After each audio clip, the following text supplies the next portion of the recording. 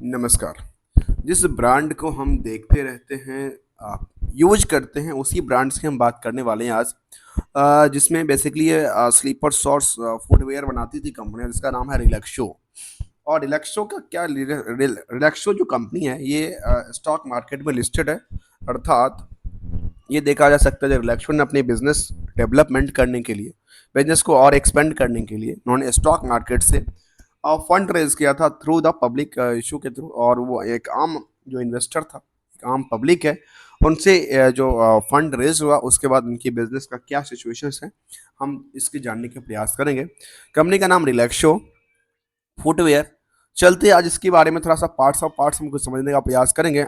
चाहे वो ऑनरशिप की बात हो या फिर फंडामेंटली में कुछ सच एज द एनुटी में क्या क्या प्रॉफिट लॉस निकल के आती है, क्या इनका डेटर्स का रेशियो निकल के आती है, क्या सेल्स का रेशियो निकल के आती है, और क्या चार्ट का क्या स्टेटस देखने को मिल रहा था, चार्ट किस लेवल से कामकाज करती नजर आती है, उसी पे हम चर्चा करने वाले हैं। तो देखिए, दो तरह ये जो जितना भी डेटा फंडामेंटल डेटा को, ये कंपनी की मैनेजमेंट की परफॉर्मेंस की डेटा होती है। और जो खास के लोग चार्ट कहते हैं, ये बेसिकली मार्केट के रिएक्शन के ऊपर, क्योंकि दोनों अलग अलग बिजनेसेस हैं। एक जगह क्या होती है, एक जगह कंपनी अपनी बिजनेस करती है, जो कि कंपनी का जो बिजनेस है वो करती है। और कंपनी ने जो फंड रेज किया, तो ये एक अलग बिजनेस है जिसका नाम है स्टॉक मार्केट की बिजनेस। तो चलते हैं, दोनों को अलग अलग एस्पेक्ट से लेकर चलने का प्रयास करते हैं, देखने का प्रयास करते हैं कि क्या पोटेंशियल्स है इस स्टॉक को लेकर के, जो स्टॉक मार्केट में बिजनेस करते हैं या इन्वेस्टमेंट करते हैं। तो रिलैक्सो फुटवेयर जो करती है वो आप देखने को आती है। Relaxo footwear limited is the largest footwear manufacturers company in the India, which deal in the non leathers product, that is rubber, EVA, slippers, canvas, shoes, और ये ढेर सारे जो कि जितने भी फुटवेयर के आइटम्स आते हैं ना, उसमें सब पे कामकाज करती नजर आती है इनकी प्रोडक्ट। चलिए हम जानने के प्रयास करते हैं आगे नेक्स्ट क्या कहती है कंपनी के बारे में। कंपनी के बारे में एक नज़र हम डाल लेते हैं इसकी, चाहे उसकी वेबसाइट्स के ऊपर। वेबसाइट्स में आप देख सकते हैं जैसा ये सब इनके पास मिलती है। इनके पास ढेर सारा ब्रांड्स है कि लगता है कि मुझे मतलब अक्सर आदमी को नहीं पता होता है, तो ये ब्रांड किसकी है। तो फ्लाइट करके आती है, फ्लाइट्स के बाद सैंडल्स हैं, शूज हैं, ये सब इसका ब्रांड्स हैं या नाम है। स्नीकर्स हैं, स्लीपर्स हैं, तो अर्थात ये एक जनरल वर्ड लिखा हुआ है। इनकी ब्रांड्स की बात करते हैं तो ब्रांड्स केवल रिलैक्सो करके आती है। एक फ्लाइट करके इनकी ब्रांड्स है, शायद ऐसा देखने को मिलता है। फ्लाइट ये ब्रांड देखने को मिला। इसके बाद कुछ और ब्रांड, तो वह मस भी ब्रांड है इनका एक। इसके बाद स्पार्क ही इसी का ब्रांड्स है, रिलैक्सो का। तो जो स्पार्क एक मार्केट में अच्छा खासा जो कि खास के देखा जाए प्रोडक्टिविटी के लाइन में अच्छी खासी मार्केट कैप्चर कर रखी है। तो क्या इनकी और भी ब्रांड्स करती है, या फिर ओवरऑल इसका कंपनी किस तरह से परफॉर्मेंस करती नजर आती है। इसमें ब्रांड इन्वेस्टर देखिए, कौन सा ब्रांड इन्वेस्टर देखने को मिलती है। चलिए रिलैक्सो फुटवेयर के बारे में सबसे पहले नजर डालने का प्रयास करते हैं हम कहाँ पे, करंट प्राइस के ऊपर। जो अक्सर होता है ना, लोग सबसे पहले करंट प्राइस पे देखते हैं और हम इसको करंट प्राइस को कट कर देते हैं। उसका रीजन पता है क्या, ये बेसिकली तीन एस्पेक्ट से बनी है प्राइस। इसमें पहला एस्पेक्ट है कंपनी की फंडामेंटल, अर्थात कंपनी का जो बिजनेस मॉडल है वो किस हिसाब से कामकाज करती है। दूसरा है टेक्निकल। टेक्निकल कहती है चार्ट इनका क्या, चार्ट का रिएक्शन किस तरह से जाता है, चार्ट इनका ट्रेंडिंग क्या कहता है। और तीसरा है एस, सेंटिमेंटल। सेंटिमेंटल में दोनों तरह के एक्सपेक्ट होते हैं, कंपनी की मैनेजमेंट के लिए न्यूज, और as well as the market की पॉलिसी, मार्केट के लिए न्यूज, और मार्केट की इंटरनेशनल मार्केट, चाहे वो डोमेस्टिक मार्केट हो या ग्लोबल मार्केट हो, ओवरऑल एस्पेक्ट इनका सब पे पड़ता नजर आता है। इन तीनों को कंबाइन करेंगे तो निकल जाती है क्या, निकल जाती है करंट मार्केट प्राइस, अर्थात करंट प्राइस निकलती है इसके तीनों के एस्पेक्ट से। तो चलते हैं, सबसे पहला एस्पेक्ट था फंडामेंटल में क्या कहती है, बुक वैल्यू कहती है 80 रुपए का। दूसरा इंट्रेंसिक वैल्यू के बारे में शायद पता होगा आप। Intrinsic value basically assets valuation के बेसिस पे क्रिएट किया जाता है। तो एसेट्स वैल्यूशन कहती है इसको 110 रुपये का, अर्थात बुक वैल्यू से एसेट्स वैल्यूशन क्या निकल के आती है, ज़्यादा है। इसके बाद जो अर्निंग पर शेयर है वो 8 रुपये के पर शेयर के हिसाब से है। और इसी के लेवल पे देखा जाए, यदि हम इसको देखें, तो स्टॉक जो पी है, पी क्या निकल के आती है, तो ये इसी के बेसिस पे निकल के आती है। यदि इस प्राइस को इस प्राइस से डिवाइड कर देंगे तो आपके पास ये निकल के आती नजर आएगी, जिसको कहते हैं स्टॉक स्टॉक पी। इससे नेक्स्ट, क्योंकि स्टॉक पी की जरूरत क्यों पड़ती है, इसकी जरूरत पड़ती है यहाँ पे कंपेयर करने के लिए इंडस्ट्रियल पीस। तो जहाँ पे इंडस्ट्रियल की पूरे के पूरे पी कितना है, करीब 73 के आसपास है, वहां पे इस स्टॉक का पी क्या कहता है, स्टॉक का पी 104 कहता है, अर्थात इनका शेयर की वैल्यूशंस जो है वो महंगा निकल के आती है, ऐसा देखने को लगता है पहला स्टेज में। लेकिन क्या हकीकत में इसके बेसिस पे ही सारा का सारा खेल चलता है या कुछ और चक्कर है। तो चलिए आगे, अब हम इसको दूसरी तरफ देखें। आरओसी कहती है करीब 13.6, आरओई कहती है 10.54। फेस वैल्यू तो सबकी कंपनी के, ज़्यादातर कंपनी के 1 रुपये से लेकर के 100 रुपये तक ही होती है, लेकिन नॉर्मली आजकल 1 से 10 की ही देखने को आपको मिल सकती है। प्रोमोटर्स होल्डिंग कितनी कहती है, 71.3। प्रोमोटर ने कोई होल्डिंग को प्लेस नहीं किया, अच्छी बात है। अब आते हैं दूसरी तरफ। दूसरी पायदान ये होती है ना कंपनी के, अच्छा कंपनी के बारे में लोग अक्सर ये दूसरा क्वेरी, पहला क्वेरी तो क्या किसमें, इंडस्ट्रियल पी को लेकर के, जो स्टॉक में पी कहती है इसका वैल्यूएशन महंगा है। दूसरा कहती है जो डेट सिक्योरिटी क्या कहती है, जो डेट सिक्योरिटी कहती है इसका 0.10 के आसपास, और करंट रेशियो थोड़ा सा ज़्यादा है और वो 2.40 के आसपास है। ठीक है, इसके बाद देखा जाए तो क्या निकल के आती है। इसके बाद हमने दो अलग एस्पेक्ट लिया है, और खास के एक बिजनेस को समझने के लिए एस्पेक्ट लिया है, और वो एस्पेक्ट ये है, जो किसी भी बिजनेस में आपके पास पैसे कितने दिन तक फंसे होते हैं मार्केट के अंदर, और जो फंसे पड़े पैसे हैं वो आपकी प्रॉफिट का या सेल्स का कितना बड़ा पैसा फंसा होता है। चलिए, तो देखने को ये आई जो ए आर वर्सेस मैंने लिया सेल्स को, तो सेल्स के बेसिस पे ए आर कितना फंसा हुआ है, 12% के आसपास। अब कहती है यदि हम प्रॉफिट के बेसिस पे एआर को कंपेयर करके देखें तो प्रॉफिट के बेसिस पे एआर कितना निकल के आती है, प्रॉफिट के बेसिस पे एआर जो है वो निकलती है 178% का, अर्थात जितना प्रॉफिट है उसका 178% इसका मार्केट में क्या है, पैसा आउटस्टैंडिंग बना हुआ है। और जो कि प्रॉफिट में ये जो पार्ट्स है आउटस्टैंडिंग वो भी इंक्लूडिंग होता है, क्योंकि उसके ऊपर भी तो प्रॉफिट ने बुक कर रखा है। और पैसा कितने दिन तक फंसा है मार्केट के अंदर, करीब करीब 1.5 महीने के आसपास, 45 दिन का देख लिया, 44.8 डे का टाइम फ्रेम रखती है। कंपनी डिविडेंड पेइंग कंपनी रही है, थोड़ा सा पार्ट्स रहा डिविडेंड के पार्ट में। अब आते हैं कंपनी के थोड़ा सा और एस्पेक्ट को लेते हुए फंडामेंटली की तरफ चलने का प्रयास करते हैं। उसके बाद हम बैक टू बैक टेक्निकल पे जाएंगे, फिर हम सेंटिमेंटल की तरफ जाएंगे, और एक्चुअल फिगर आउट निकल के आएगा जो वैल्यूएशन कहती है करंट मार्केट प्राइस के लिए। ये इस एंगल से नजर आता है, अच्छा स्टॉक की वैल्यूएशन ये महंगी है। अब आते हैं पीयर्स कंपनी को एक नज़र कंपेयर करने के लिए। सबसे पहले पीयर्स कंपनी को कंपेयर करने का प्रयास करते हैं। अब पीयर्स कंपनी इसके बारे में क्या कहती है, पीयर्स कंपनी के में देखा गया तो पीयर्स कंपनी में सबका यदि मैक्सिमम 14 कंपनी यहाँ पे देखने को मिलती है, जिसको यहाँ से कंपेयर करके देखा जाए तो मीडियम कहती है करीब 73.78 के आसपास। इसके बेसिस पे ये देखा जाए तो सबसे कम जो पी निकल के आती है वो किसका है, सबसे कम पी है मयूर का 23 का। इसके हिसाब से इसका वैल्यूएशन अभी और इंक्रीज होना है। चलिए, लेकिन फिलहाल हम बात कर रहे हैं किसके ऊपर, इसके ऊपर जिसका इससे कितना गुना ज़्यादा इंक्रीज करती है। इसका भी एक परसेंटेज देखिए इतना, अर्थात ये इस लेवल से जो कि एवरेज वैल्यूएशन है उससे ज़्यादा इनका पी के रेशियो के हिसाब से करंट मार्केट प्राइस जंप कर चुका है। अब कहते हैं दूसरी तरफ, दूसरा तरफ ये है जो डेट इक्विटी रेशियो क्या कहती है सभी कंपनियों का, उसमें सबसे कम निकल के किसका आता है, सबसे कम निकल के आता है, एक निकल के आता है 0.2, जो कि मयूर का निकल के आता है 0.02 का, और उसके बाद सेकेंड नंबर पे इसी का आता है। तो अर्थात ये एक जगह से थोड़ा सा अच्छा नजर आता है। और सबसे अच्छा जो यदि वैल्यूएशन के दो एंगल से देखा जाए, जो पी क्या कहता है डेट सिक्योरिटी क्या कहता है, तो फिर देखा जाए तो मयूर इन जो कंपनी है उसकी परफॉर्मेंस अच्छी नजर आती है इन दोनों के एंगल से। लेकिन मैं इतना ही नहीं, मैंने 3 एस्पेक्ट और लिया है, खास के यहाँ पे आरओसी और इन सबको मैंने छोड़ दिया क्योंकि इस पे स्टडी लंबा नहीं करना चाहिए। वैसे लोग डेट्स डिविडेंड यील्ड के लिए बात कर सकते हैं। तो यहाँ पे देखा गया कि हमने इसको कंपेयर कहाँ से किया, ए आर वर्सेस सेल्स से किया और ए आर वर्सेस प्रॉफिट से किया, अर्थात किसका कितना दिन तक पैसा फंसा है और कितना परसेंटेज देखने को मिला। इसमें सबसे कम किसको देखने को मिला, सबसे कम देखने को मिला जिसका पैसा सबसे कम ए आर वर्सेस सेल्स से पड़ा हुआ है, अर्थात उनका काम है मेट्रो। मेट्रो का पैसा सबसे कम पड़ा हुआ है इसमें ए आर में, अर्थात इनका पैसा जल्दी रिकवरी आता है। अब आते हैं ए आर वर्सेस प्रॉफिट में, तो प्रॉफिट कहते हैं यहाँ पर 18% का प्रॉफिट देखने को मिला। और यहाँ पे जिस कंपनी की हम बात कर रहे हैं उसका नाम है रिलैक्सो।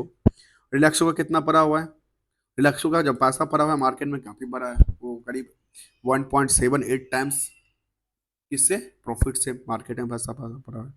और एक कंपनी और है जिसका नाम है लिबर्टी। लिबर्टी का तो गजब है, वाह, जितना प्रॉफिट नहीं हुआ इसका कितना गुना, 8 गुना से ज़्यादा पैसा फंसा हुआ है मार्केट के अंदर।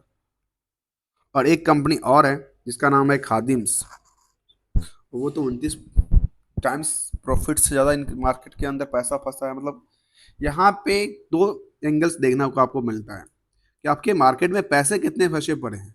मैंने इसे स्पेशल लिया है क्योंकि ये एक किसी बिजनेस को समझने के लिए होता है, क्योंकि जमाना है आईवीसी का, बैंक करप्ट चलती नजर आती है जहां तहां। क्या ऐसा सिचुएशन में क्या हो गया, हाथ में मिलेगा क्या, आवाज का ठुल्लू, इसीलिए हम इसको चर्चा कर रहे थे। चलिए अब चलते हैं हम अगले अगले पायदान है क्वार्टरली रिजल्ट। क्वार्टरली रिजल्ट कहती है जो लगातार इनकी जो क्वार्टर ऑफ क्वार्टर के जो सेल्स है वो सेल्स में लगातार इंक्रीज नहीं हुई है, एज सेम एज पर काम काज किया है। कभी इसका 748 करोड़ का था, कभी 670 करोड़ हो जाता है, कभी 715 करोड़ हो जाता है। मतलब इनकी उसी के रेंज में, यदि इसका ग्राफ बना के देखें तो इसी रेंज में कामकाज करती नजर आती है। आप क्या इसी रेंज में इसका स्टॉक भी कामकाज करती है या नहीं करती है, उसको भी देखने का प्रयास करेंगे। अब इसके बेसिस पे देखें जो इनका ऑपरेटिंग प्रॉफिट कितना है, तो ऑपरेटिंग प्रॉफिट लगातार क्या हो रहा है, लगातार जो 22% के आसपास था वहाँ पे इनके पास एवरेज लगता है कि 15 भी नहीं, 14 के आसपास अटकी है। कि पहले अच्छा खासा देखने को मिला था क्योंकि करीब 22% तक गया था। वहाँ पे इनका सेल्स के बेसिस पे सेल उन्होंने बढ़ाया तो ऑपरेटिंग प्रॉफिट क्या हुआ, कम हो गया होगा। और बेसिकली इनका क्या हुआ, खर्चा बढ़ गया, इसकी वजह से ऑपरेटिंग प्रॉफिट कम हो गया। प्रॉफिट क्या कहती है इसके बारे में, प्रॉफिट कहती है 61 करोड़ का। और इससे पहले देखने को मिला जो कंपनी अच्छी खासी प्रॉफिट बना रही थी, 102 करोड़ का, 63 करोड़ का, 70 करोड़ का, 69 करोड़ का, 63 करोड़ का, तो मतलब यहाँ पे बहुत बड़ी पुल बैक नहीं थी इनका। इसको ये भी नहीं कह सकता अच्छा ये क्वार्टर ऑफ क्वार्टर अच्छा परफॉर्मेंस करते नजर आती कंपनी, इसको ये नहीं कह सकता, हाँ एवरेज इसको माना जा सकता है। प्रॉफिट ईयर बाई ईयर का कहता है, ईयर बाई ईयर में क्या निकल के आता है, ईयर बाई ईयर हम देखा जाए तो ईयर बाई ईयर के बेसिस पे देखें तो ये कहती है अच्छा हमने अच्छा परफॉर्मेंस किया है, करीब 2903,000 करोड़ के आसपास पहुंचे हैं। चलिए ये अच्छी इनके संकेत देता है। यदि हम ईयरली कंपेयर करें तो सेल्स अच्छा दिखता है, क्वार्टरली में कई बार डाउन साइड देखने को मिलता है, हो सकता है क्वार्टरली में कई बार बिजनेस मॉडल पूरे साल एक जैसा नहीं होता ना, तो पूरे साल में कई कभी सेल्स बढ़ती है कभी घटती है, लेकिन ईयरली बेसिस में एक साल का, दोनों साल का देखेंगे तो साल तो सेम ही होता है, इसलिए यहाँ पे देखने को अच्छी देखने को नजर आती है। इसके बाद प्रॉफिट कहती है नियरली 200 करोड़ के आसपास, और ये भी 200 करोड़ लगता है। अभी टॉप पे तो नहीं काम काज कर, इससे पहले 233 करोड़ का, 292 करोड़ का, 226 करोड़ का हो चुका था। तो यहाँ पे क्या लगा, यहाँ पे थोड़ा सा गिरावट का पोजीशन था और 200 करोड़ पे, लेकिन पिछले साल से ये देखा जा सकता है पिछले साल से ये जंप किया है, कितना परसेंट, काफी परसेंट कम किया। अगर 154 करोड़ से 200 करोड़ हो जाता है मतलब 46 करोड़ का जंप हो गया एक साल के अंदर। तो यहाँ पे इस साल से जंप करता है, लेकिन इस साल से ये गिरावट देखने को मिली।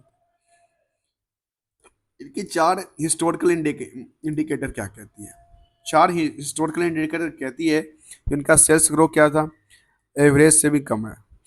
प्रॉफिट ग्रोथ क्या कहती है, करीब 11% निगेटिव भी हुआ था और ये डाउन साइड देखने को मिला है। स्टॉक प्राइस सीजीआर ये भी गिरावट वाले सिचुएशन में देखने को मिला। रिटर्न ऑन इक्विटी ये 10% से ज़्यादा है तो इसको मैं कर सकता हूँ क्योंकि 10% से अच्छा ठीक लगती है। मतलब जहाँ पे 4 में 3 इनको निगेटिव संकेत देते हैं, एक तरह से अच्छे संकेत देते हैं। अब आते हैं कहाँ पे, इस पार्ट को हम चर्चा कर रहे थे ना, कहाँ पे प्रॉफिट वाले पार्ट को लेकर के। तो डेटर कितना का पड़ा था इनका, डेटर पड़ा हुआ इनके पास नियर अबाउट द डेटर कितना है 358 करोड़। अब प्रॉफिट कितना था 200 करोड़। तो सोचिए, इसीलिए हमने एक अलग से बनाया था जो जो जो डेटा ना, जो हमने सेल्स बुक किया कंपनी के अंदर, एज जो सेल्स बुक हुआ उस सेल्स में तो क्या हुआ, पैसा मार्केट में है लेकिन प्रॉफिट का पार्ट तो अभी निकला नहीं है ना, प्रॉफिट तो पार्ट वहाँ भी फंसा हुआ है। उसमें से कुछ भी डिक्लाइन होती है तो यहाँ क्या होगा, प्रॉफिट अगले पीरियड में एडेट्स हो जाती है, एडजस्ट कर दिया जाता है। अब आते हैं नेक्स्ट, और नेक्स्ट क्या है, रेशियो। 45 दिन में पैसा देता है, चलिए अच्छी बात है, 1.5 महीने में पैसा कोई दे दे। और आप कितने दिन में पैसा देते हो, 76 दिन में। आपके पास जो पैसा है 45 दिन का पैसा, आप 76 दिन तक क्या कर सकते हो, इसको यूज कर सकते हो, अर्थात आपके वर्किंग कैपिटल में ये आपको हेल्प कर देता है। इन्वेस्टमेंट पार्ट क्या कहती है, जहाँ पे इन्वेस्टमेंट पार्ट में देखा गया, इन्वेस्टमेंट पार्ट कहती है इसके बारे में क्लियरली 71% की होल्डिंग पब्लिक पब्लिक प्रमोटर के पास, और 28% की होल्डिंग, 71 और 29% की होल्डिंग पब्लिक के पास।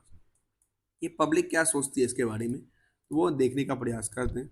पब्लिक सोचती है प्रमोटर में कौन है, प्रमोटर में है रमेश कुमार दुआ, और कुछ इनके फैमिली मेम्बर होंगे, चलिए उस पर मैं ज़्यादा चर्चा ना करूँ। एफ आई की क्या पोजीशन है, एफ आई की पोजीशन लगातार सेम बनी हुई है पिछले 2-3 क्वार्टर्स हैं। डी आई की पोजीशन देखने को ना, डी आई भी लगातार इसमें अपनी पोजीशन बढ़ाती नजर आई है। तो डी आई में कौन से बड़े लोग हैं, जहाँ पे देखा गया यहाँ पे S B I large mid cap है और एक ही कैप देखने को मिला यहाँ पे। आ, इसके बाद क्या निकल के आती है यहाँ पे, इसके बाद सॉरी दोस्तों थोड़ा सा इशू आ जाती है कई बार। इसके बाद निकल के आती है,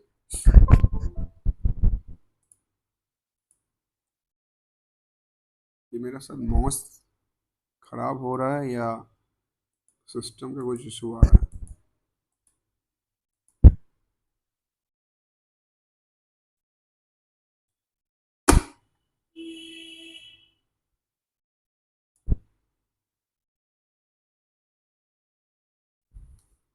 चलिए, हम शेयर होल्डर वाले हम पार्ट में चल रहे थे, वहां पे पब्लिक के पास क्या पोजीशन देखने को मिलती है।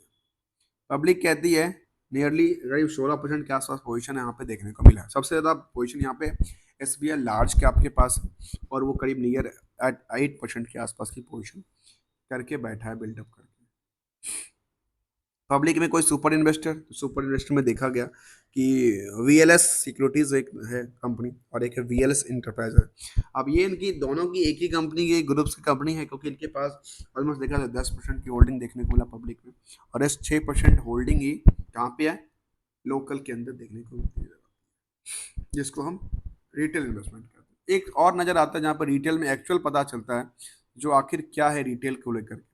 तो एनएससी के ये फीचर्स मुझे काफ़ी अच्छा लगता है एक आम इन्वेस्टर को समझने के लिए, और वो है नॉन इंस्टीट्यूशन वाले में देखा गया करीब कितना 5% नियरली 5% से 5% के आसपास होल्डिंग देखने को मिला। किसके पास है, ओनली ऑन पब्लिक रिटेल के पास है, बाकी जो है वो अदर के पास देखने को मिलती नजर आती है। तो हमने इसको समझने का प्रयास किया। एज ऑन टाइम इसका चार्ट के हिसाब से परफॉर्मेंस लेवल क्या दर्शाती है स्टॉक को लेकर के, वो क्या कहती है। तो हम इसके एज ऑन टाइम में परसेंटेज ऑफ ग्रो की लेवल को देखें तो इसकी सबसे पहले देखा इसका जो पीएस कंपनी, इसमें बाटा एक बड़ा टक्कर देने वाली कंपनी है, बाटा है, मेट्रो ब्रांड्स हैं, और और निकल के आती जिसका नाम है रेड टिप है।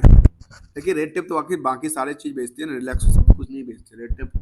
आप जाएंगे तो आपके पास वो सारा सारा चीज़ मिलेगा, सारा फैशन से रिलेटेड आपके पास, वो कपड़े क्यों नहीं, क्लोथिंग से लेकर के बैग्स और बाकी सारी चीज़ बेचती है। रिलैक्सोज केवल शूज और फुटवेयर में कामकाज करती नजर आती है। तो इसका परफॉर्मेंस लेवल क्या दर्शाती है एज ऑन टाइम में? As on time performance level दर्शाती है जो नियरली देखा गया।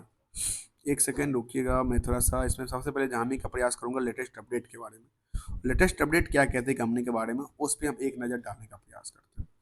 और चार्ट की तरफ अब हम चलने का प्रयास करते हैं। चार्ट में चलते तो चार्ट इसका क्या दर्शाती है? चार्ट में इसका ये दर्शाता है जो लगातार स्टॉक में क्या हुआ, लगातार स्टॉक में गिरावट की पोजीशन देखने को बनी है।